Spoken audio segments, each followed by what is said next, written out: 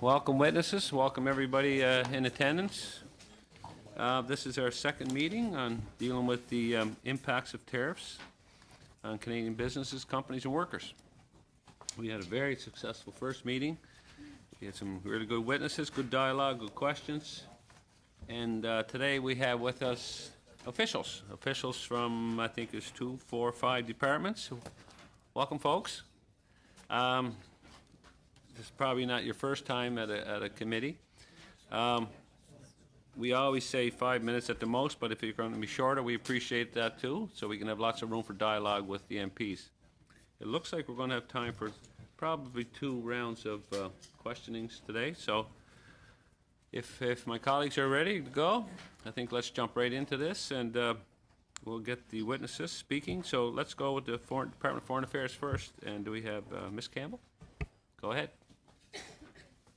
Good morning. Merci, Monsieur le Président. Je vous remercie. Thank you, Mr. Chair. Thank you for this opportunity to speak to the Standing International Trade Committee. On trade diversification, certainly Canada's journey on this over the last several decades. Very much looking forward to your questions as well. As you know, Canada is a trading nation. Very important fact on our merchandise trade exports, we're 0.5% of the world's GDP, but we're more than 2.5% of the world's exports, and that's just goods. I'm also very excited about the increase we've seen in services trade, and perhaps we can talk about that in the Q&A. Everything from engineering to financial services, a big part of our diversification story. We know that engaging in foreign markets enhances productivity, the productivity of companies who exchange technology, talent, and products, and as well ups the productivity of Canada. Fortunately, circumstances have never been better for Canada. Signing of the Canada-EU trade agreement, CPTPP, which is currently, as you know, in Parliament for consideration, and now the US-Mexico-Canada agreement provide unprecedented access to customers around the world. We will be the only G7 country with free trade agreements with every other G7 country. We will have access for our population to the world's richest consumers, over 1.3 billion of them. And I think that's a great good news story for small business everywhere. In his August 28th mandate letter, Minister Carr, the Minister for International Trade Diversification, was directed to lead the development and implementation of a trade diversification strategy. An initial piece of $50 million was announced at the end of June to support export market diversification. And I'm thrilled to tell you, essentially, we're just adding speed to a pretty good machine that's already running. 3 key messages I want to leave with this committee. The first is the Trade Commissioner Service is here to work with businesses of all sizes. We have regional offices across the country, in every region, in Halifax, in Toronto, in Montreal, in Calgary, in Vancouver, and every province and major city in between to work with small business. This is an invitation to the committee to refer companies that you meet in your role as MPs and in your parliamentary duties to the Trade Commissioner Service. Second point, why work with us? Very simple. Companies that work with the Trade Commissioner Service export 20% more to 25% more markets. And that's evidence that we've gathered with our chief economist and Statistics Canada over a long period of time. The bottom line for companies is that means more customers, more orders, more profit, more jobs. So please do work with us. Third point, what exactly do we do? Provide market intelligence, open doors, do troubleshooting, and in Q&A, I'd be happy to talk to you about where we see our footprint, increasingly seeing more traffic from Canadian business, including in our bedrock relationships with the US, where we have a very deep set of city networks, as well as state networks, in addition to our embassy in Washington, as well as huge growth we've seen in interest in our Asia offices. We have 1,000 experts around the world in 160 offices that are essentially the international business development officers for Canadian businesses of all sizes, and particularly small business. I'll take note of the chair's comments to keep this short. We can talk trade numbers, we can talk stats, we can talk the increase in trade with the EU, we can talk about, despite the challenges that the aluminum sector is having, and my colleagues will address some of those challenges around the illegal duties that the US has imposed. We've seen a 200% increase in aluminum exports to the EU over the last year. So the Trade Commissioner Service is certainly doing its part to act aggressively for Canadian small business. And again, conclude to say this is an invitation to each of you to work and refer companies to the Trade Commissioner Service. We want to be put to work for Canadian business. Merci. Thank you. And we're going to go to the Department of Industry now. And we got Mr. Halucha and Mr. Hum. Go ahead. You guys got the floor. Thank you very much. Good morning, and thank you for the opportunity to appear before you to discuss the impacts of tariffs on Canadian businesses, companies, and workers, and in particular Canada's steel and aluminum industry. Let me begin by speaking to the responsibilities of my department. Innovation, Science et Développement.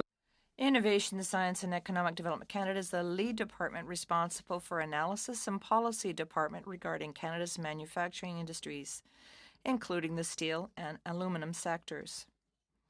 This includes focusing on innovation and competitiveness. To the significance of the steel and aluminum sectors in Canada. Combined, the steel and aluminum industries employed approximately 33,000 Canadians while contributing almost $9 billion to Canada's GDP in 2017. There are 10 steelmaking firms in Canada, operating 16 mills in 5 provinces, and there are 3 large aluminum producers operating smelters in Quebec and British Columbia. Canada is currently the 17th largest crude steel producer in the world and the 3rd largest primary aluminum producer. In 2017, Canada produced an estimated 13.7 million tons of crude steel and 3.2 million tons of primary aluminum. L'acier et l'aluminium sont Steel and aluminum are major inputs for industries such as energy and construction. They are also vital for many manufacturing sectors, including automotive, aerospace, metal fabrication, and machinery and equipment. What this means is that the impact of the current North American trade climate on steel and aluminum goes well beyond the companies and the workers in this industry. Of the Section 232 tariffs on Canadian steel and aluminum from June 1st has had a number of impacts. There has been a significant increase in steel and aluminum prices globally, but also in North America. The benchmark monthly steel price in North America has reached heights not seen previously since 2008. Since the beginning of the year, the benchmark price for U.S. Midwest hot-rolled coil has increased from $729 U.S. Per ton in January to a peak of over $1,000 U.S. Per ton in July. From that high, the benchmark has fallen to $956 U.S. per ton. This is in contrast to 2017 and 2016, when the average monthly price was $680 U.S. and $571 U.S. dollars per ton, respectively. In aggregate for 2018, the average annual monthly price is $927 U.S. dollars per ton. On aluminum, the pricing trend is similar to steel. The global price of aluminum has increased from roughly $2,000 per ton in January 2018 to $2,718 per ton in the middle of April 2017, though we are now beginning to experience a decline.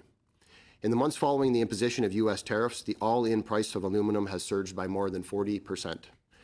There is no doubt that the price increases are a result of the ongoing trade action. To a certain extent, high steel prices and aluminum prices have helped mitigate the impacts for primary producers. The complete story, however, is that these firms are also incurring significant costs in certain circumstances as a result of the tariffs. For instance, electricity, a key input for steel producers, has seen price increases that further weaken cost competitiveness. Le ministère de l'Innovation, des Sciences et de Innovation, Science and Economic Development Canada is cognizant of the pressure that increased prices could place on supply chains and downstream users of steel and aluminum, and the department is closely monitoring the impact. Higher steel and aluminum prices increase costs for many users, but there are many factors to consider, including supply contracts, volume consumed, and the contribution to the overall cost of a product. We have been in regular contact with automotive and aerospace and other manufacturing stakeholders regarding the U.S. steel and aluminum tariffs. ISED has been active as have other departments in advising companies of programs in place to assist industry. One of our primary focus has been informing what was needed to support steel and aluminum. The government's package announced in late June included $2 billion for the steel and aluminum sectors, delivered by the departments and agencies appearing before the committee today and at the next meeting. This includes $800 million from the BDC, $900 million from Export Development Canada, $250 million from our Strategic Innovation Fund managed at ISED, $50 million for the Global Affairs Export Diversification Program, and $75 million for Employment and Social Development Canada. Since the announcement of the package, we have worked with firms to help them understand who qualifies for what stream of support, with an eye to helping them improve their operations and competitive positions. With regards to the Strategic Innovation Fund, to date, we have received over $1 billion of submissions that have come into ISED that aim to improve the cost and environmental efficiency of production, as well as improve product offerings, where they see a demand today and into the future. We're also mindful that any investments that help our producers better serve the domestic marketplace. Negotiations are going well with companies, and the first announcement is imminent, with others soon to follow. The tariffs are also impacting our efforts to resolve the overcapacity problem globally. En tant que membre du Forum mondial.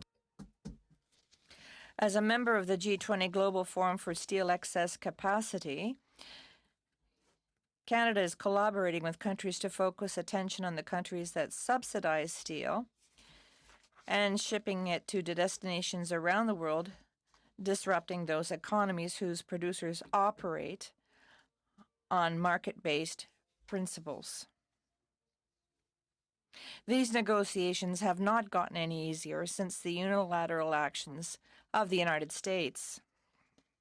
It's consistently advocated for governments to be transparent in their provision of support for steel capacity, and is a voice for measures that will alleviate this problem.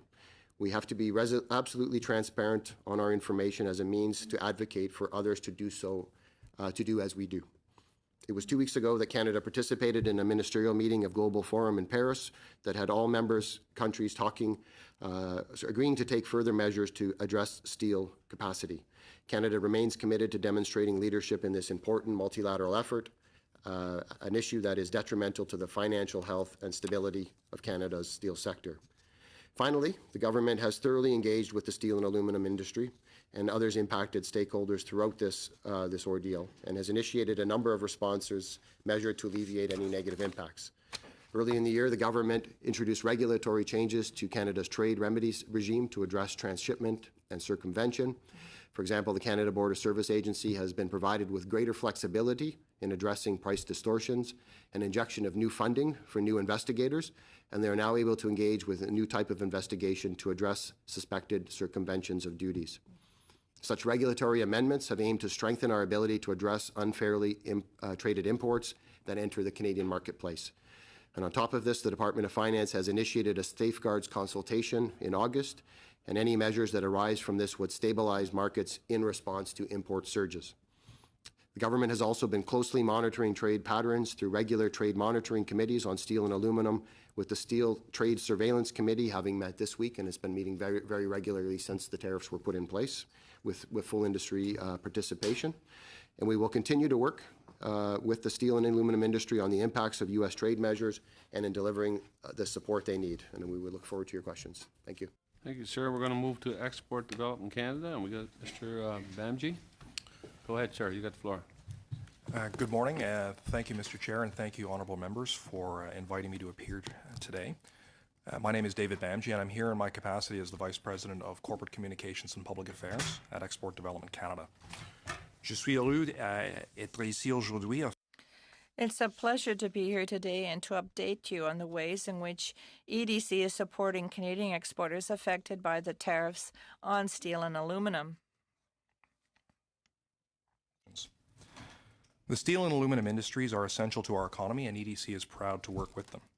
We have long-standing relationships with Canadian steel and aluminum companies, and in turn, they know us well.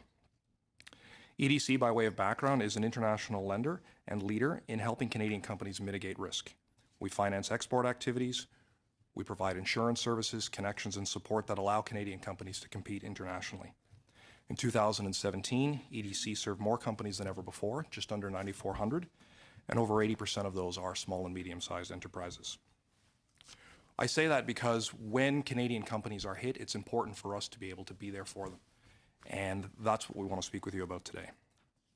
When these tariffs were levied, we engaged with our own experts internally and with our partners across government and with industry to better understand both what the impact might be and the things that EDC may be able to do to assist.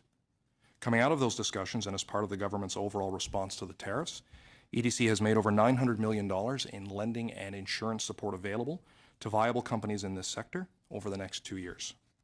Through this capacity, we're able to provide companies with access to liquidity, capital, and risk mitigation solutions. Since the start of the year, EDC has provided $133 million in financing and insurance support to 27 companies in the sector. As we went through this exercise, we recognized that a big component of its success will be on the question of awareness and making Canadian companies aware of what we can do to support them. To facilitate that, on the 1st of August, both EDC and BDC reached out to over 1,000 companies in the steel and aluminum sectors, both sub and direct, to let them know about the support that would be available to them. In terms of EDC, this outreach resulted in 27 leads, which have all been followed up on. Companies have also come to us just to seek more information and not necessarily looking for a financial service at this time. When we came across instances where EDC support wouldn't have been appropriate, we looked to direct them to the appropriate partner. In addition, as part of EDC's engagement with the sector, we continue to participate in the Government of Canada's roundtables. We have created an internal task force to coordinate with our regional offices, and we've launched a dedicated website, 1-800 number, and 1-800 number to make sure that companies are getting put in touch as quickly as possible with the solution provider who's best suited to serve them. We remain in close contact with our partners across government, with our customers, and with the industry, so that as companies make choices, they know what's available to support them. Again, I'd be happy to take any questions. Thank you. Thank you, sir. We're going to move over to Department of Employment and Social Development, and we got Mr. Ram with us. You good to go, sir? Am I on? First, I would like to apologize for being late here this morning. I'm not very good at reading directions, apparently. But I'm very, very pleased to be with you today, and thank you so much for the invitation. So I'm Alicia Ram. I am the Associate Assistant Deputy Minister in the Skills and Employment Branch of Employment and Social Development Canada. In the suite of services and programs that ESDC offers that is available and has already been deployed to assist workers and employers who have been affected by the new tariffs on steel and aluminum.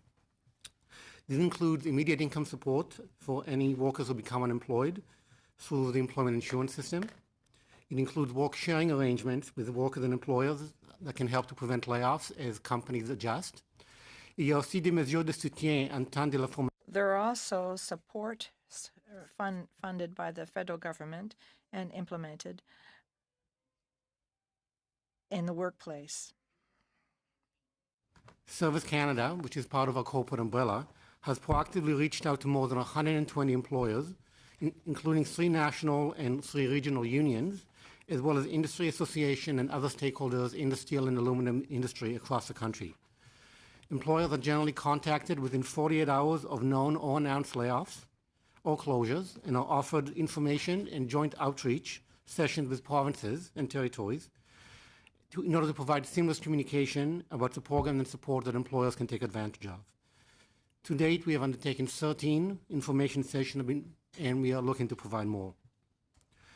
In addition, over the summer, the government announced new targeted measures totaling $75 million over 4 years through ESDC to help prevent layoffs to the extent possible in the sector and provide assistance to workers who have been affected by the tariffs.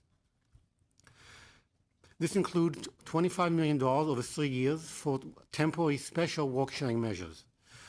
Briefly speaking, work-sharing is an adjustment program designed to help employers and employees work together to avoid layoffs when there is a temporary reduction in the normal level of business activity. This is the key instrument by which employment insurance income support can be provided to workers who have willingly accepted reduced working hours in order to allow their employers to adjust. The program is particularly helpful to small and medium-sized enterprises, which tend to sign the majority of work-sharing arrangements. The additional flexibilities announced in the summer allow employers and workers to apply to extend work-sharing agreements for a maximum of 38 weeks, which is normally the maximum, up to 76 weeks. There's also a waiving of the mandatory waiting period between application to the program and lower requirements for employer transition plans. These measures will help employers remain viable, prevent layoffs, and avoid or delay potential closures. They also provide employers and workers with more flexibility and allow employers to retain skilled workers as they adjust. To date, we have signed 13 regular work-sharing agreements related to the tariffs on steel and aluminum, which are estimated to have averted over 300 layoffs and helping nearly 700 employees. And we continue to work with other employers in the sector to make sure that they're available of these flexibilities. In addition, the government is making available a total of $50 million over 2 years through the bilateral labor market development agreements to provinces and territories. The additional funding will ensure that there is a dedicated envelope available to provide a suite of training and employment supports to workers affected by the tariffs to help them transition to new work.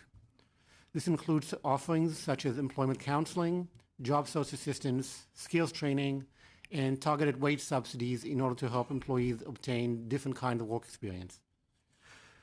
We will, of course, continue to work closely with the provinces to monitor the situation to ensure that affected workers and employers have the assistance and support they need. Thank you, and I look forward to your questions.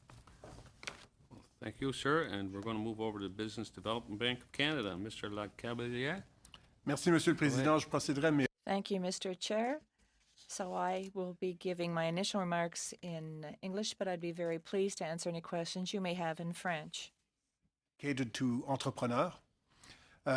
We're an independent Crown corporation, and we report to Parliament through the Minister for Small Business and Export Promotion.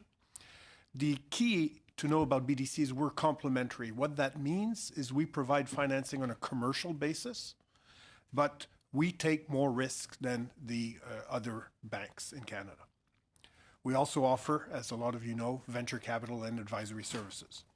In the steel and aluminum sector, we have made available an envelope of $800 million, as Paul mentioned earlier, over 2 years for higher risk but viable businesses. The envelope is going to essentially allow us to take greater risk, and that is simply because of the situation we are in today. We, as a Crown Corp, have the responsibility to step up. The financing is being provided on commercial terms and can include flexible repayment terms and also our advisory services. In terms of the use of the financing, we're promoting greater innovation. What we want is help the SMEs in the steel and aluminum sector essentially expand into new markets, increase operational and environmental efficiency, and purchase new equipment and technology. So we want to help them succeed in the face of the illegal action taken by the US by expanding and working in other markets. The envelope, I'm glad to say, was operational on day one when the measures were announced by the Americans. And the field was fully briefed immediately. And BDC is efficient because we have 123 business centers across the country. We have over 2,200 employees and 600 account managers. That's what makes a difference. We've got boots on the ground, including, of course, a strong presence in Ontario and Quebec. In terms of outreach, we work closely with our colleagues at EDC. We contacted every existing client and every potential company that was affected. And drum roll, please, the results, which is what actually you guys are interested in. As of September 30th, that means 3 months of operation of the line, we have signed loans totaling $131 million to 189, to be precise, clients. The key is we are taking more risk. 37% of the dollars authorized are assigned to clients that are below the average risk rating for our book of senior loan. So that means we are actually going and working with clients that are a greater risk, and that's exactly what we wanted to do. 1/3 of the clients of the 189 are new clients to BDC. And as every banker will tell you, a new client is by definition a riskier client because you don't know him that well. But we're there to get to know these people. In terms of regional distribution, almost 80%, 77% of authorizations are in Quebec and Ontario, which is a heavier rate, essentially weighting for these two regions than our overall portfolio, which is, of course, what we expected given the concentration of the industry in those two provinces. Thank you very much. Well, thank you, sir, and a lot of your organizations, we see your work when we travel internationally. Our committee just recently did a study on the ASEAN countries, so we see some of your staffers out there doing the work, and a lot of our companies out there, and Canadians out there appreciate the outreach that many of you have in these other areas. So we see that in motion. We're going to go right now to dialogue with the MPs. I'd first like to welcome the member from Saskatoon Grasswood, Mr. Waugh. Yeah, thank you. Welcome to the most exciting committee on the Hill. I'm told. So we'll see how it goes. So without further ado, the Conservatives got the first 5 minutes. Mr. Allison, you got the floor. Thank you very much, Mr. Chair, and thanks to our witnesses being here today. Big fan of EDC and BDC. That's always goes without saying. I want to take a bit of a different angle here. I mean, as a former business person, I understand when you borrow money, you have to pay it back. And so the reality is, what I'm trying to get at is the government came out with great fanfare, about $2 billion worth of relief. But the reality is a lot of the small and medium-sized enterprises I'm talking to are not being able to get access to, whether it's duty drawback, whether it's duty relief, duty deferral, whatever the case may be. And so the challenge I have is loaning more money is not helpful, although it may be helpful if we get a deal and we get it resolved as we move forward. And so I guess one of the questions I have is that in talking, I talked to over 150 stakeholders this summer in 3 provinces. As a Conservative group, we spoke to over 200. And I can assure you that no one I talked to actually was able to get access. And that's partly because of the way the programs are set up. It's not a function of what you guys do, because you guys work within your parameters. So I guess when I look at $1.7 million either through BDC, EDC, I see a $250 million strategic innovation fund, which, by the way, correct me if I'm wrong, is only available for companies over 10 million in sales and over 200 employees. Is that correct? Correct. Yeah, it's correct. Okay, so what I'm saying, I'm not saying there's not programs out there. What I'm saying is that these programs are not able to get to some of our SMEs who need it mostly. And so the challenge I have as we move forward, and I don't know if you'll have these numbers. These are probably finance numbers. I would be curious through the chair whether we need to ask finance, just in terms of how much we've collected. You know, looking at the two schedules that we have and the different rates of 25 and 10, I calculate somewhere around $2 billion we'll collect, plus or minus. But what is actually going out the door in terms of relief or drawback, not additional loans, because guess what? Those all got to be paid back, and we're grateful. They do provide a niche, but not exactly what we're looking at. So when I look at $1.7 billion through loans, I look at $250 million through a strategic innovation fund, and I don't see a lot of things because it's case by case. And by the way, it's a surtax, not actually a duty that's being charged. So it makes it tough to be eligible for duty remission or duty drawback programs. What types of programs are we making ourselves available to our SMEs? That actually means they won't have to pay back some of these unfair and illegal tariffs, this was mentioned, given the fact that the tax that could be coming in is actually a surtax. It's not a tariff, so it's not eligible for duty drawback. Anyone want to tackle? I need more than 5 minutes. I can't do this in like 5 minutes for sure. Well, anyways, go ahead. You've been around too long to ask for more than 5 minutes. I'll take a stab at it. So on the Strategic Innovation Fund, I mean, it's $10 million is actually the project size. That's the de minimis on it, and I mean it's in part around the administration on it. The way the funding is set up around these types of programs, they're there to support investment. So the companies need to come forward with investment plans, and then effectively we, through negotiations and based on our terms and conditions, are able to effectively buy down a portion of their investment that they're going to do. There is the ability to go non-repayable within the Strategic Innovation Fund, and we have done that. There's been a lot of announcements over the last year, including those for the auto sector that included non-repayable elements, so grants in addition to the loans. So there is some flexibility on that. We also have through the Department of Regional Development agencies, which have existing budgets, and and we have been working actively with them. Like the Strategic Innovation Fund, though, there needs to be a capital project or an investment that the company is looking to make, because what we don't have programming to do is simply to turn tariff receipt checks into cash at ISED. And I think that has been one of the challenges that we've had in terms of the discussions. The tariff, the duty drawback provisions do allow that to happen, but I think some of the frustration you've heard is around the time it has taken for there to be responses, and we're all aware of that, and I think you'll hear from that when the Department of Finance comes in and CBSA to talk to you about that. They are working to get the processes done as quickly as possible. The other thing is in the U.S. there's an remissions process as well, right? I mean, the duties that they're collecting, there is a process by which companies can seek to have the money returned to them. And so what we saw early on when the tariffs came in place against Canadian firms was that a lot of, particularly on the steel side, a lot of shipments didn't go for a while. And the reason why they didn't go was because they were waiting for their customers in the U.S. to post on the Department of Commerce's website the remissions request. So there's data now, and I think Canada represents about 20% of the requests that have been made to the Department of Commerce. They would need to be obviously approved and considered. But those are, I think, that one plus the duty drawback are the two closest programmatic lines that we have in terms of actually the need that you've pointed to.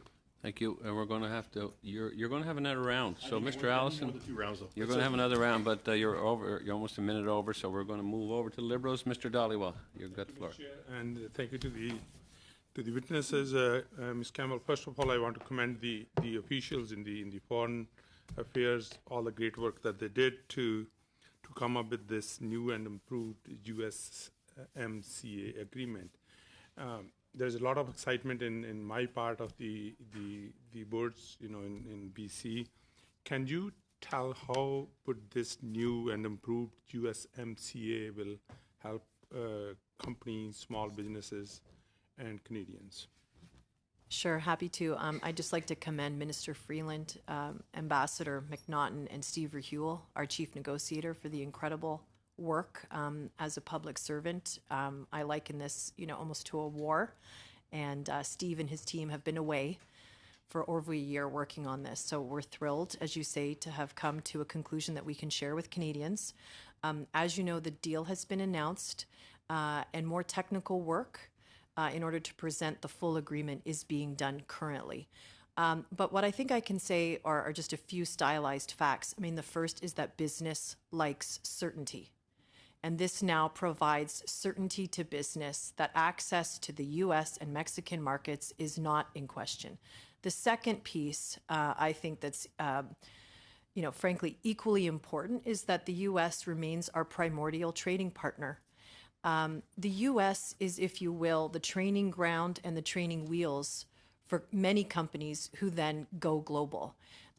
We would be inaccurate to talk about the world and how firms, particularly Canadian SMEs, grow to profitability and grow as quickly as possible without talking about key U.S. markets.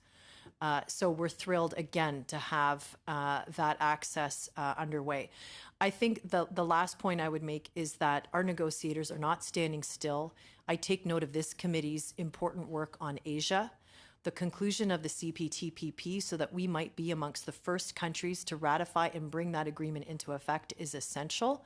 And I would say the work that you are undertaking as well to examine ASEAN and our Latin American counterparts so that we can cover even further the supply chains of the world, the Fortune 500 companies, the innovative new technologies in IT and clean tech that I think you've heard my colleagues from EDC, BDC, and others are bringing home to Canada, but also that Canadians are, of course, contributing to the world.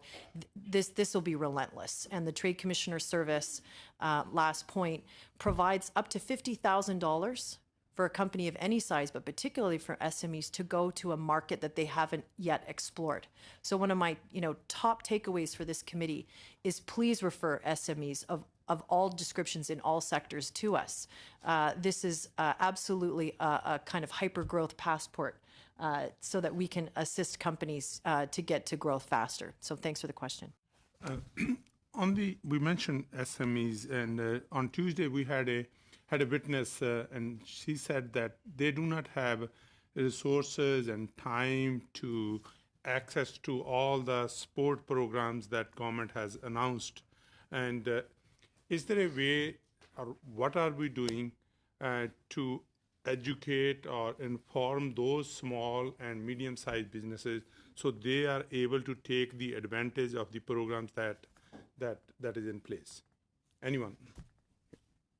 Well, I would just say critically, what you're seeing here is Team Canada. This is team trade. So active referrals from EDC, BDC, ISED to us and vice versa are occurring rapidly. I think the fundamental point you made, though, is about entrepreneurs and time.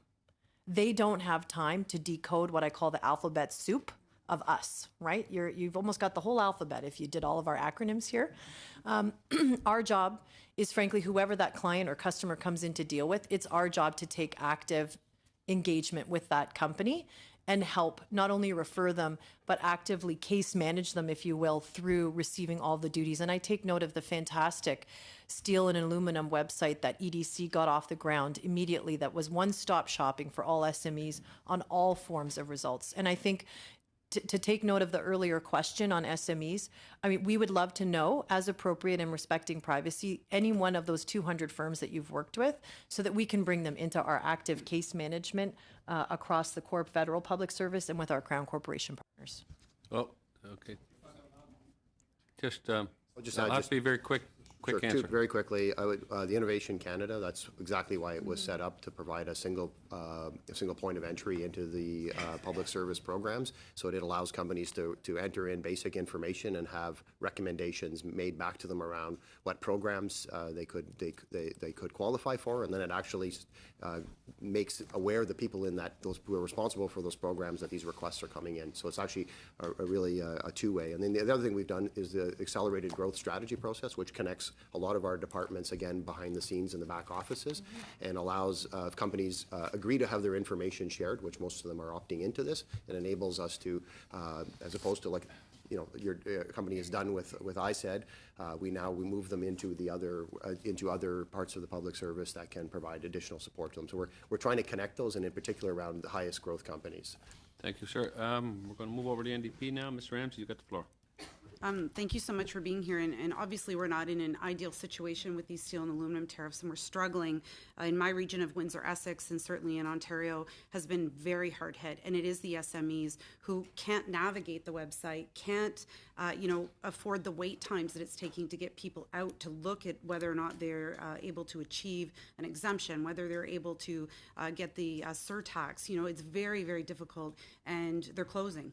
They're sending dies to the States, they're shipping to their U.S., and once they close, the chances of them being able to come back again are very, very slim. So we are in an emergency situation in Ontario right now.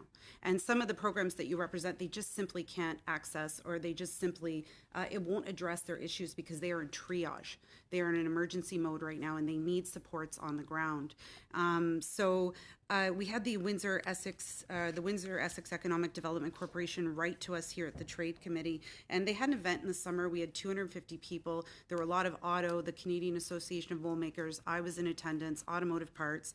The challenge is that the way that BDC and the $800 million funding envelope was written, it doesn't include all of the codes for the NAICS. So I know that the Windsor-Essex Economic Development Corporations and other businesses wrote specifically to BDC, to our local office, because it includes, some auto codes, but it doesn't include the cluster that we have, which is under the 3335 code, which I know is very specific. But we really do need an answer as to whether or not you've expanded into other codes, because there are many other sectors that are being impacted that just simply can't access because of the frame that this has been set up in. So I asked the question to BDC if you can respond and let us know if how these requests are being worked through in a timely manner.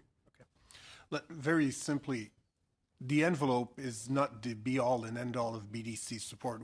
I'll make sure you get a response specifically on 3335, but we continue to do business with every small and medium-sized business in Canada, and even if they're not in the list of codes, if we see that they're a company that has the vision to adapt and they need help to be able to diversify their markets, improve their efficiency, we will support them with our financing and our advisory services, not even if they're not technically on the list. But I'll get back to you specifically on the line you mentioned. Thank you. And the second question that I have is about safeguards, because there's also been a lot of requests. They've come before this committee. There's certainly some energy safeguards that have been put on, but the non-energy tubular safeguards, this is an immediate action that we could take to protect this sector. I know that I have Atlas Tube in my riding. They've written specifically several times, both at the beginning of this process and once again on September 24th. Where are we at on the safeguards? Because, you know, this is something we can implement to protect, and this surge in offshore dumping has been incredible in this past year. We have become the bullseye, unfortunately, that was feared from our steel and aluminum producers.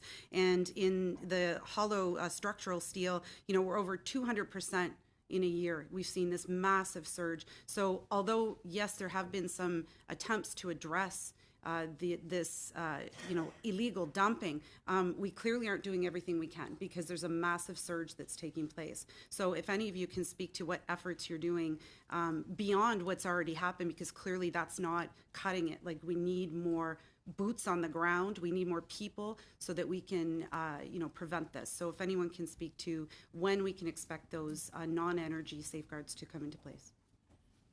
Yes.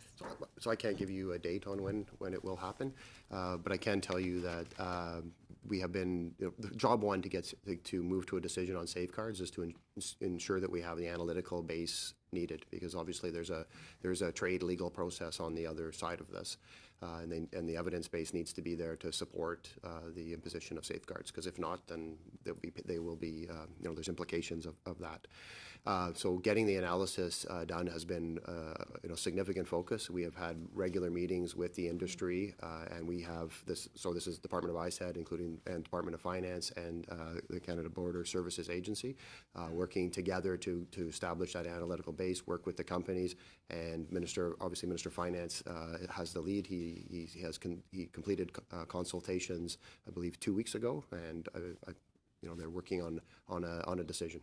So it's been 4 months since they've written. Like, what is considered a timely process when we're in an emergency situation? And I understand that your resources are limited. I would like to see more resources given to all of you at this time to be able to deal with, the flood, certainly, that you're dealing with. But it's already 4 months since that request has come in on that particular item, which supports over, 300 very good paying jobs in my riding in a very small town that has 1 in 4 kids living in poverty. This is critical.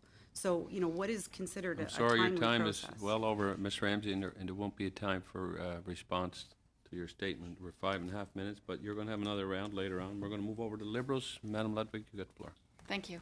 Thank you all for your presentations today. This has been very, very informative, and I also want to commend you on the work that you have achieved in many respects a short period of time to getting out there. Prior to being elected, I actually taught international trade, so I'm very familiar with your services. My question from an educator perspective, but also from an MP's perspective, is what are the lessons learned?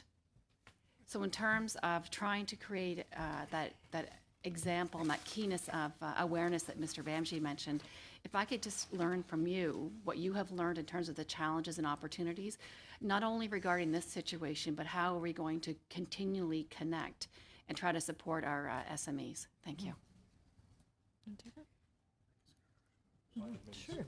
If I can start, and thank you, Ms. Ludwig, for the question. I think it's probably a truism in a lot of things, repeat, repeat, repeat. And you can never over-communicate, both in terms of rapidity through one channel, but using a multiplicity of channels to be able to do so. So when we talk about direct reach out to companies, we're talking about using our account managers, whether it's EDC or BDC. We also talk about leveraging digital presence.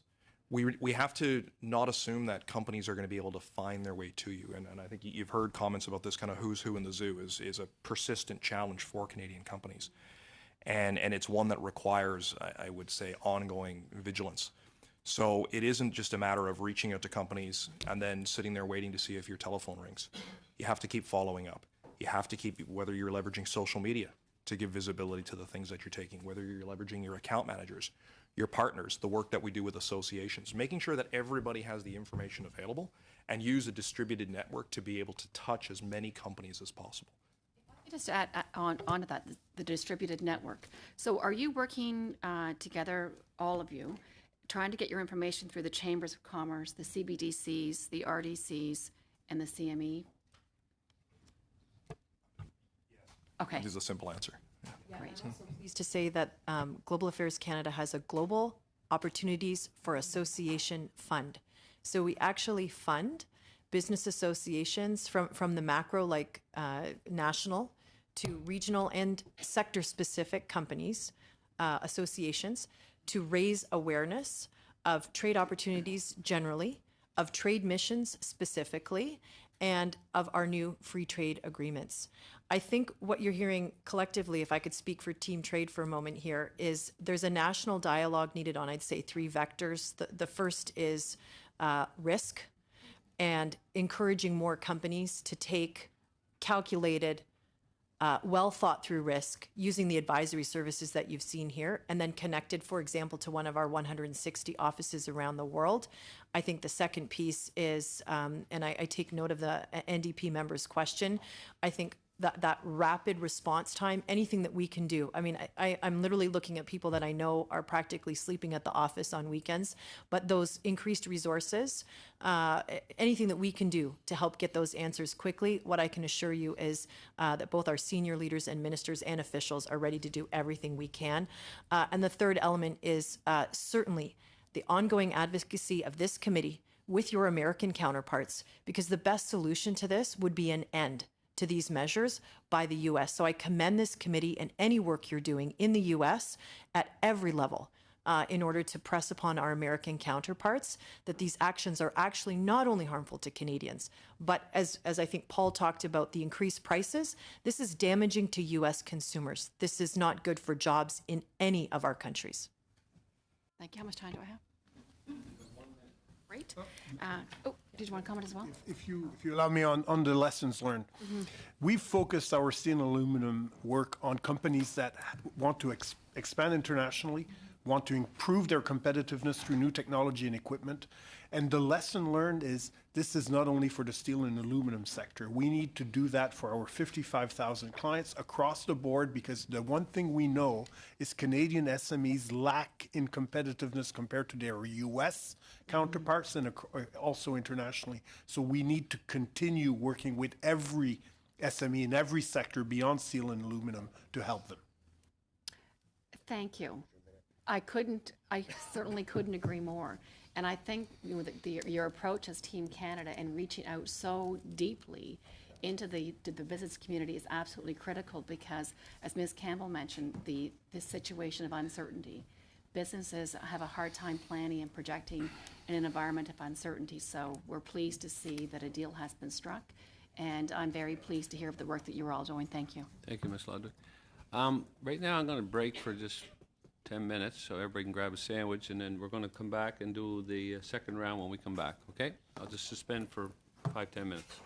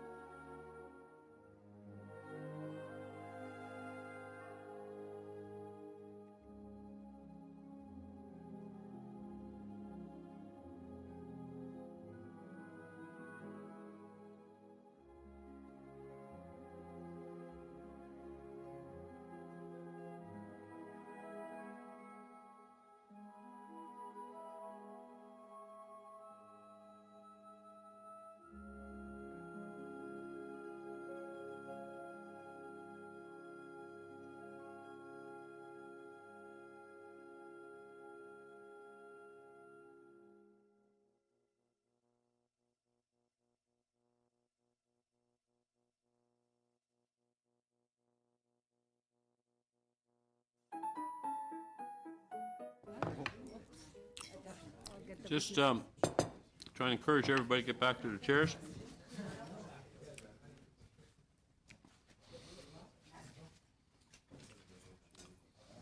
Our MPs good to go? Good to go. Good to go. Okay, we're going back.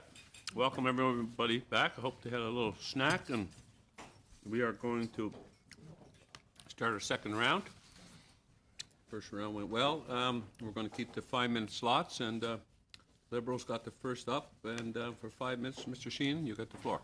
Well, thank you very much, Mr. Chairman. I just wanted to thank all the witnesses that have been so deeply immersed in supporting our steel industry and our workers. We heard testimony last week that from the actual from Algoma Steel, from my riding, from Tenaris, from my riding in Calgary, that they were thankful for the swift and forceful response. And one of the Kellyanne Gauche had mentioned that Algoma Steel has applied for the Strategic Innovation Fund. And my question will be to Paul Haluka. What's the uptake, without getting into details that you cannot get into, but is there uptake from other steel and aluminum players? I mean, Algoma Steel employs many people and is 40% of the GDP of Sault Ste. Marie, and if Algoma Steel hurts, a lot of times the smaller SMEs hurt as well.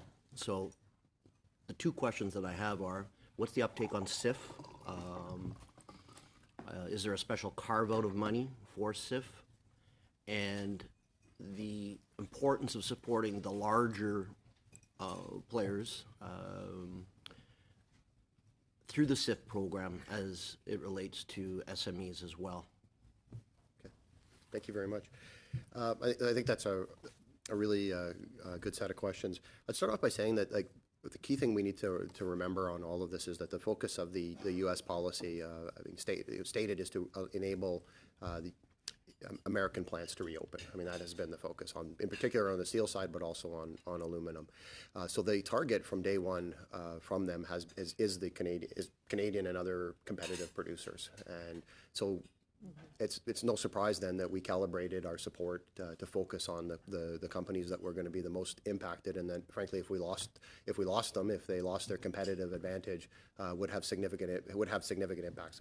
It would be effectively the same as the U.S. policy succeeding, and secondly, every one of those large plants is in an ecosystem of small and medium-sized companies that depend on their market relationship with them, either selling to them or buying from them. So if you look at, the steel industry basically has about 3 commodity markets. They sell into oil and gas, they support construction, and then they support the auto industry. And obviously, as Ailish had talked about a moment ago, a key part of the successful free trade agreement was actually maintaining our strong auto footprint in Canada, and steel and aluminum are intimately linked into that ecosystem.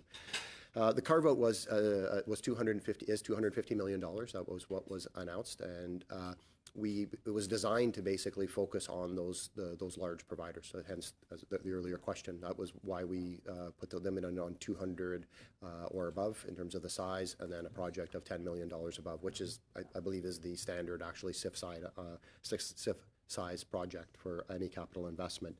The take-up has been very good. I mean, we didn't announce on July 1st and then disappear for the summer. We actively engaged with those companies. We've been administered in a number of roundtables in Hamilton. I've been to, I've regular and ongoing discussions with all of the companies that are putting in applications. I think our turnaround time in terms of responding to their questions, both on the statement of interest and then now most of them are in the application stage, has been less than 24 hours. So we have made this a top priority because we recognize that, I mean, SMEs are definitely bleeding as a result of this, and that has been a consequence of the tariffs. But some of the larger companies are losing like millions of dollars every day and tens of millions of dollars every month. So the amount that they're paying out in the tariffs is extraordinary. If we lose them, if they don't make their capital investments this year, if they don't invest in innovation, if they don't invest for the future of their companies, it becomes very easy to get into a downward spiral where they don't invest this year, then they don't invest next year. And again, going back to what the objectives are of the U.S. policy, it is to have those companies effectively not be competitive and then sooner or later not exist, and then enable that repatriation of to the U.S. market. So we have made a really principal primordial focus to ensure that we support those companies. Paul, you mentioned that the steel prices have Mr. grown Sheehan, extraordinarily. you just have a half a minute, so. Okay. You mentioned the steel prices have grown extraordinarily recently. When Tracy and other folks were down in Washington, one of our messages were, hey, these tariffs are going to result on Americans, an American tax. You're going to be paying more for your steel. Could that be part of what's happening in the market? It's very difficult to distinguish between the effects of the tariffs and the effects of the higher prices. I would absolutely agree with that. Okay. Thank you. Thank you.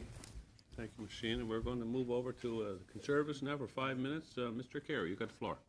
Thank you very much, Mr. Chair. And like my colleague Dean, over the summer I was taking part in our jobs tour, listening to smaller and medium-sized companies. And one of the scary things I was hearing is CEOs saying, we're right at the precipice now. And they're trying to make decisions. Do we reinvest? Do we close down? Do we move our company to the United States? And one of the things I heard over and over again was like, geez, you got to get rid of these tariffs or get a new NAFTA. And I apologize if I don't share Ms. Campbell's enthusiasm on the deal, but the thought out there was that if we're going to be signing on to a new agreement, we wouldn't sign on to an agreement that has given us less access than the agreement that we had before. And to find out, like, there was a sigh of relief perhaps when the agreement was signed, but once you start looking at the details, these 232s are still there. And Mr. Halucha, you were here, I think, a couple of years ago. You've been in front of us, and you talked about the challenges of the steel community, the benefit of our steel industry by being able to have access to the United States. But there appears to be no end in sight for these other tariffs. And I was wondering, what are you hearing? Are you worried about the long-term impact that this is going to be having on our Canadian steel and aluminum industries? So I'd respond in two ways. I mean, I'm an optimistic person by nature, so I remain optimistic. We worked very hard to get resolution on the free trade agreement with the United States. It obviously, I think you're talking about the auto side letter that was negotiated as part of the deal, which does include a recognition, effectively protection for Canada if we end up if the United States does proceed with a Section 232 scenario going forward. And I think it was, from my perspective, as someone that's in my area of responsibilities, it was one of the most important parts of the negotiation. And it's been widely supported by the industry as a good resolution, and gives them hopefully the certainty and the protection they need going forward.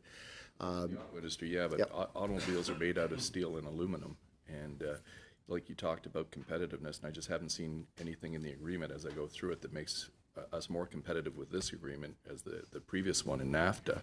And with the steel industry in particular, one of the things you mentioned was dumping, and my colleague Ms. Ramsey mentioned that. And one of the things in the new deal, I think it's Chapter 32, exceptions and general provisions, 3210, non-market country FTAs. And one of the tools that we had as a sovereign country, we were able to negotiate in Canada's best interests. For example, if that dumping is coming from China, if we were able to make a trade agreement with China to give us greater access for our products and then start to limit steel that's coming into our country, with this new agreement, it looks like we've signed away our sovereignty, because anytime we want to talk a free trade agreement with China, it looks like we're giving the veto to the United States and Mexico.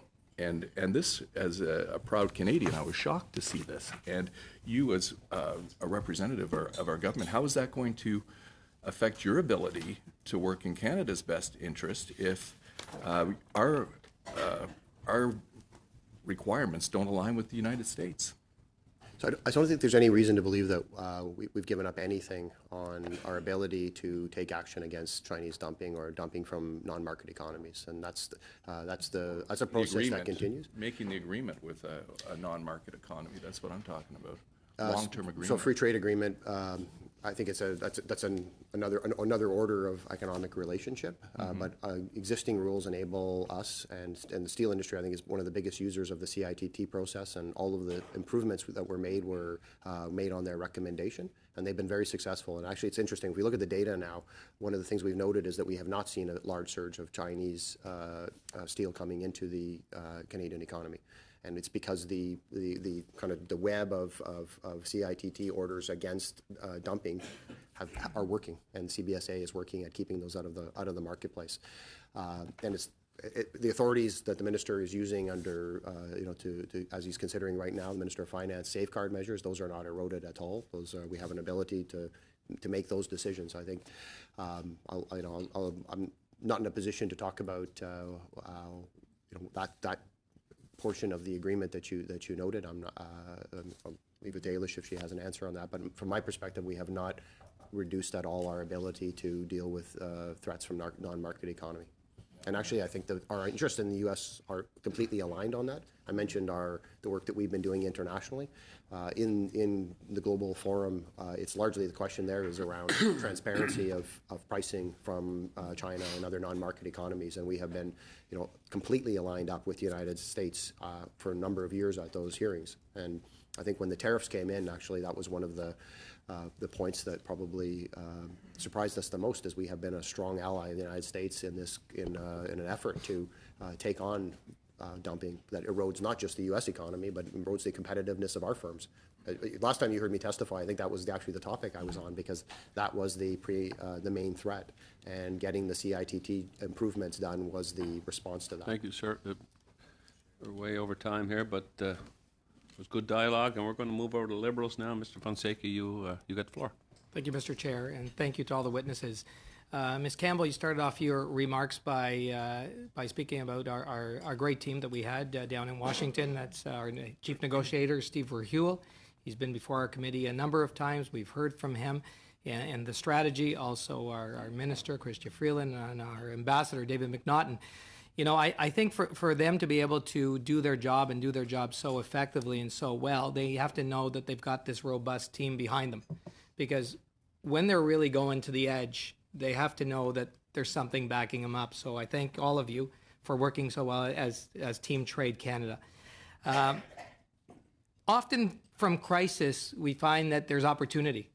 And so now working with the steel aluminum companies, and as you're doing a deeper dive, and many of them are coming to see you for support, be it with EDC, BDC, with employment services, whatever the case, is this an opportunity that you take now to address diversification? So looking at, okay, here's where your market has been.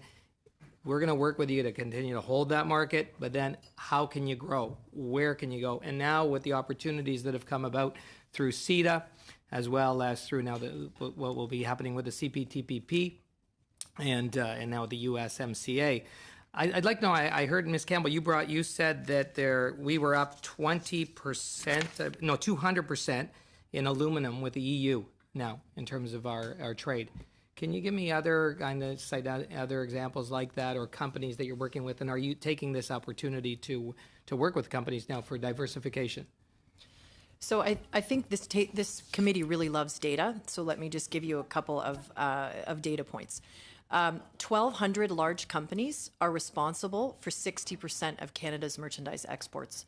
And what that means is when Paul and policy officials are recommending really key strategic sequencing of policy, commercial support, and additional direct support, we often have to start with the key anchor companies in those ecosystems. So that's why the actions on the Strategic Innovation Fund and to protect our largest steel and manufacturing companies and aluminum has been so critical. And I say this as someone born and raised in Hamilton, whose grandfather made a great blue-collar wage at Stelco. I couldn't be more proud of my hometown. So we start there. We then move to 1,200 small and medium-sized enterprises, and this is really fascinating, that are responsible for almost 30%, 29.8% of the next tranche of exports are in the hands of 1,200 incredible growth companies. That means that we have about 42,000 small businesses responsible for the last 10%. What we want to do is convert that group, an addressable market of SMEs who are already exporting, but the vast majority of them are only exporting to one market, the US. They're exporting a handful of products. So I think what you see in front of you is a team dedicated to working with existing companies and saying, how can we help you innovate, create new products, find new markets, take better risk? What are the tools you're missing? And I think it's been, a good dialogue today. Each one of us invites ongoing referrals from this committee of companies when they tell you what they need. And again, I think the other key message here is there's no wrong door, whether you come in through a digital service or through a trade commissioner globally, or meet us in one of our regional offices, EDC, BDC, or Government of Canada. We will direct that company to the best market. Last stylistic point, we have seen an increase in our Asia offices, Tokyo, Singapore, Taiwan, Shanghai, Beijing.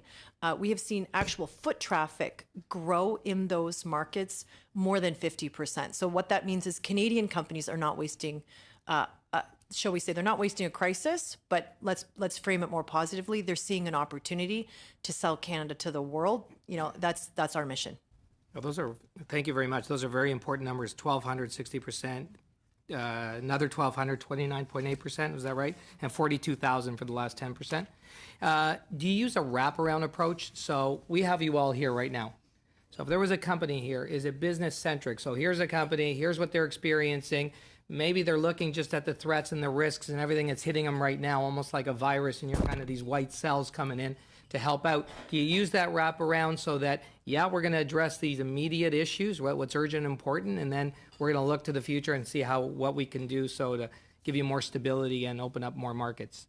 Well, Mr. Fonseca, I'm sorry you only have 5 seconds. Oh, yeah. And I don't think that's fair for Just that. say yes. Yes. Okay. That's great. Well, okay, your time is up, and we're going to move over to the Conservatives. Mr. Allison, you got the floor. Thank you very much, Mr. Chair.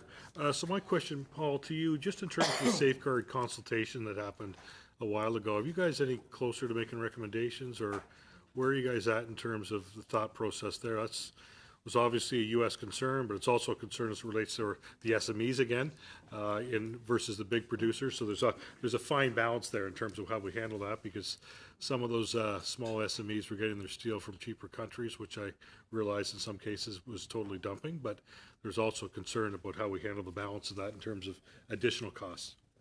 So the decision is made by the Minister of Finance, and we were part of the consultations. We did a lot of the analysis. So I think you're going to have them here in a week or so, and I just don't know what the date is in terms of their announcement. I can tell you that it was robust analysis that was undertaken. I think one of the considerations as you design the safeguards, just as when we did the retaliation packages on July 1st, is the question of the unintended consequences. So we want to be really sure that we're not, if there's contracts in place in many businesses that if we put a safeguard in place and all of a sudden now someone is either still required to export under those conditions, or now has lost their ability, their linkage to an important external supplier, then we'll all hear about that story, as well as the fact that it's not a benefit. So we're being really careful around, doing the analysis on the contracting side, and then also around the issue of scarcity. We want to make sure that if we're putting a safeguard in place, that we're not doing it for no reason. If there's not a domestic supply, and this sounds very straightforward, but when you get into the codes and you're looking at all of the thousands of different products, then you need to get to that level of granularity, so we're not in a position where 2 weeks after we do a safeguard, we find out that we've actually turned off the tap for somebody to an international supply, and there's no domestic opportunity, and all we've done is increase the price on them. So we're being really careful in terms of the calibration, and then any decision we make there has to be defensible both domestically and then also in WTO. I think one of the you heard one of the foundation points of the government as we conducted the trade agreement negotiations and all of our international activities, that we remain steadfastly supportive of the international rules-based system. And so in our own conduct, we need to make sure that any programming we provide, any types of support we provide, and any actions we take in response are defensible in those kind of frameworks. Okay, so the recommendation's been made, they're with the finance, they'll make those decisions, that's good to know. You talked about that in terms of unintended consequences, and I think, some of the concerns we have in listening once again to the SMEs is say, you know what, guys, the stuff that we're now tariffing coming in, we can't actually get in Canada. So the reality is like, appreciate that. So I guess, is there a method for us to get information back? Because I realize that that's a political decision. You make recommendations, it's political.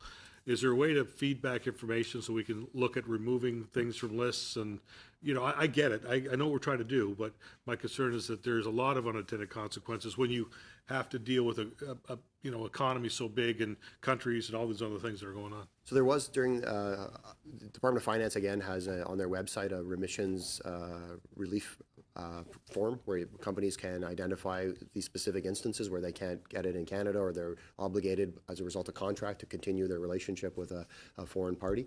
And those are being processed as well. And I understand those recommendations will go to the minister if they haven't already shortly on that.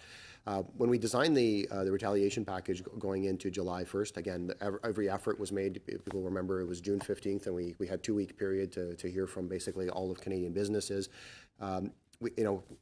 We did everything we could to make sure that there wasn't adverse consequences as a result of some of the tariffs, as much as you can when you're actually imposing a price increase through a tariff on, broadly across the entire Canadian economy into two central primary commodity classes.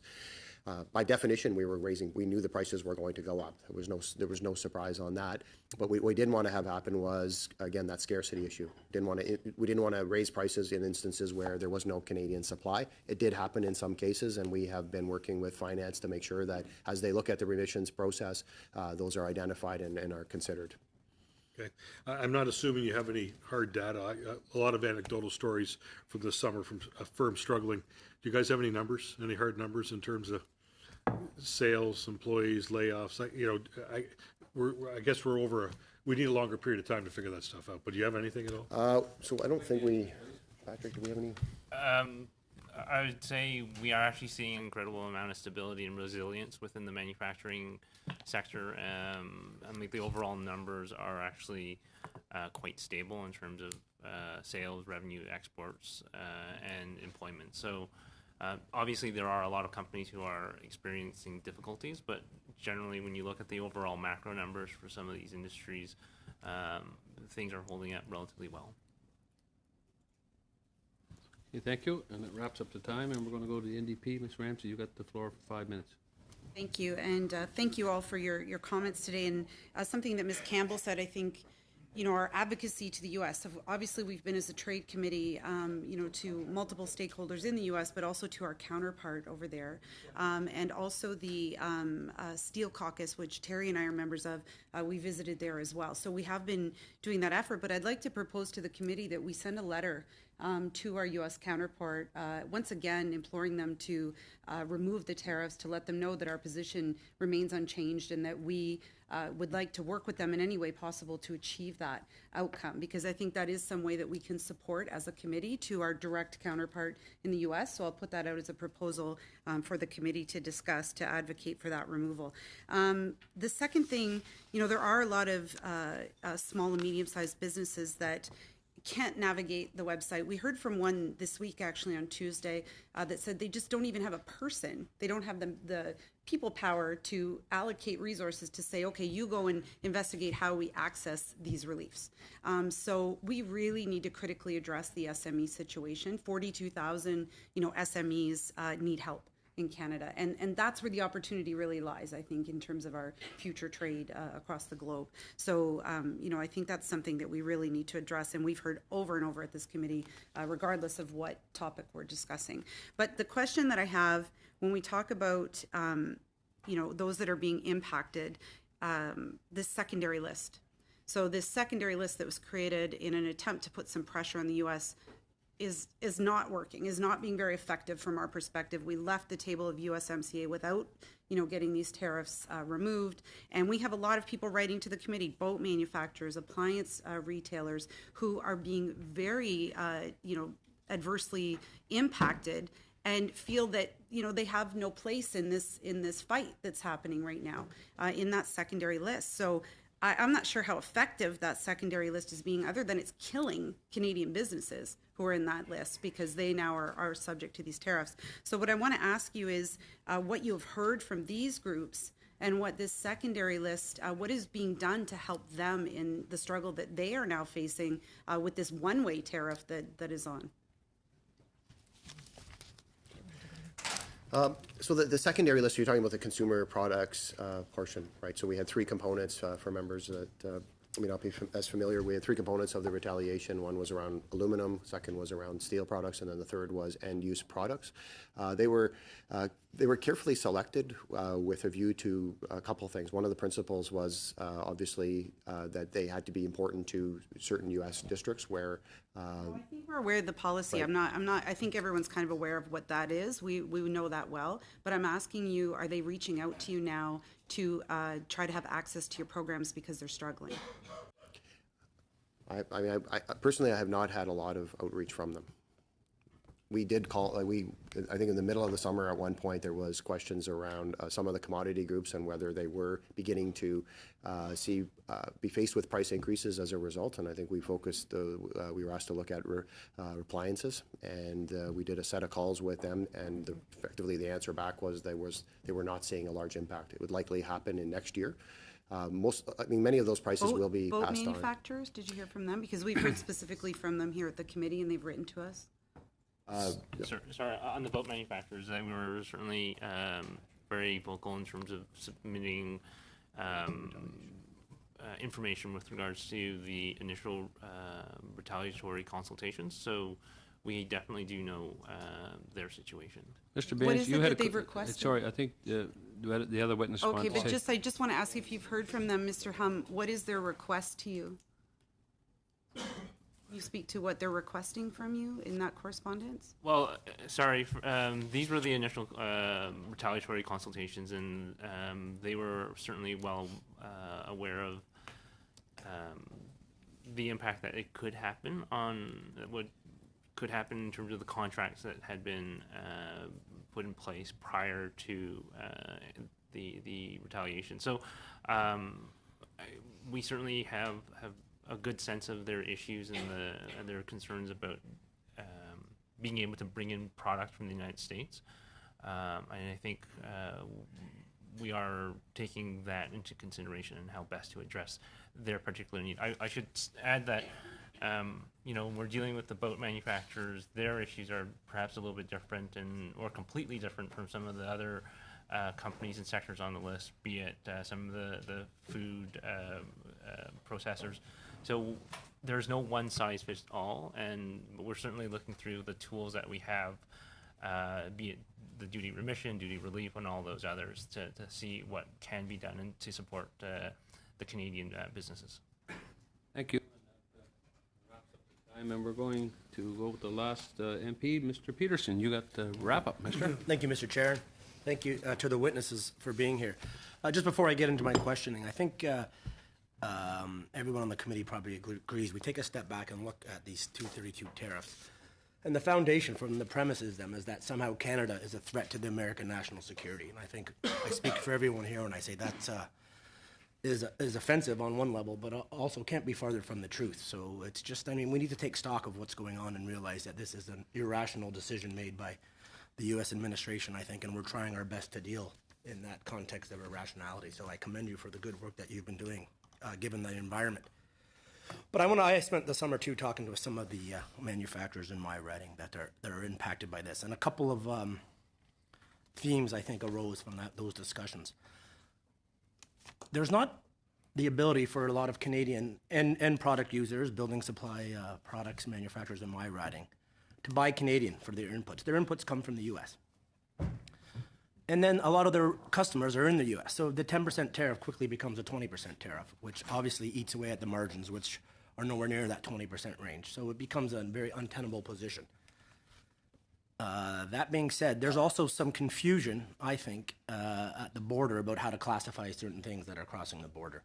And part of it's because there's been no industry of having to deal with how you classify products crossing the U.S. border, and because there's just never the need to do it.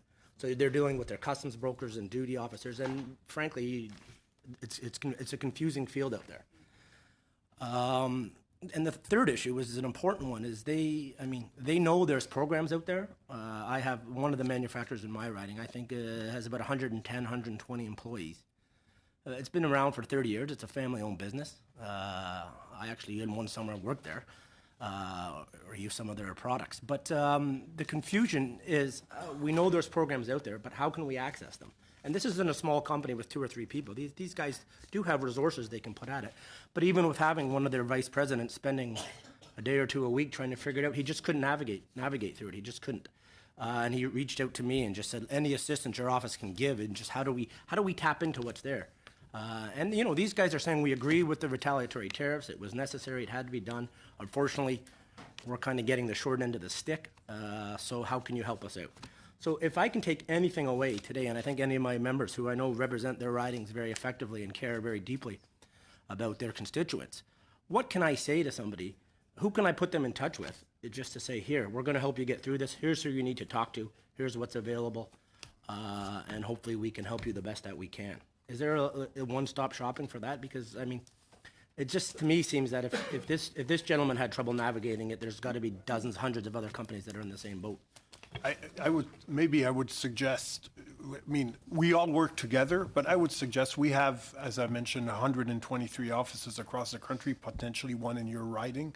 If they're an SME and they come to BDC, we will make sure, because we work daily with EDC and the Trade Commissioner Service, and of course we work with our political, our colleagues in the department. Okay, we'll make sure they get put in touch with the right people. BDC and EDC are both very active in my riding. They had one of their roundtables I was happy to be at, reaching out. So I can send him to the BDC contact, and that's one-stop shopping for him. And we'll make it as one-stop shop as we can make it, but I guarantee you they'll get pointed in the right direction. Okay, that's all he's looking for, I think. So I appreciate that. A couple of points that you raised were specific to the duties, and those you won't find at BDC, and the companies need to go to Canada Border Services Agency for the duty drawback program. So what you described was a scenario where a company is importing into Canada a commodity and for the purposes of export, and that's what duty drawback is intended to deal with, and they would be eligible to get that money returned to them. So that's important. And then the second point is around the remissions process. So if there, again, you noted that in some circumstances you could have companies that are not able to source in Canada. That's precisely what the remissions process is in place for. So it's company-specific decisions. There's a form on the Department of Finance's website, and that provides that information. The innovation programming and actually very broadly, all of us here are in the innovation game from one element or another, have all been organized through the Innovation Canada website. And I think as a follow-up to the committee, if the chair would permit, I would send you some of the information around that website, because it is designed to exactly deal with the challenge of not having to navigate all of our systems. So it basically allows for some intake of information, and then it makes recommendations back to entrepreneurs, and then, as I said, it wires the follow-up into our system so that we're getting information. Program people are getting information that tells them there's somebody interested and you may want to reach out. So I will provide that information to the committee. Thank you. That would be helpful. If I could add on the question of the one-stop shop, and I think my colleague from BDC, they're an excellent point of contact. I'd like to share with the committee something that we have been making a diligent effort to do over the past number of years, is making sure that, for example, an EDC account manager in market knows who their BDC equivalent is. And not just knows who they are, but knows actually what the core competencies of that organization is. So we're not just saying call BDC, but we're able to do so in a manner that is informed, that is actually sending them to the person who will be best equipped to do that. Similarly with the Trade Commissioner Service, making sure what one another does turns a referral from just a call so-and-so to something that's more active and it's more informed. And that's a big improvement that's been made over the past little while, and it's something that obviously can continue to be improved upon. But it helps you mitigate from the fact that there isn't one specific place to go to. So we do education work amongst ourselves so that our folks in the field are very well versed as to what one another can do. Thank you, Mr. Peterson. And that wraps up our round with dialogues with MPs. Thank you for coming, witnesses. I think one of the biggest things I like hearing is that you're firing on all cylinders and you're working together and for Canadians and companies.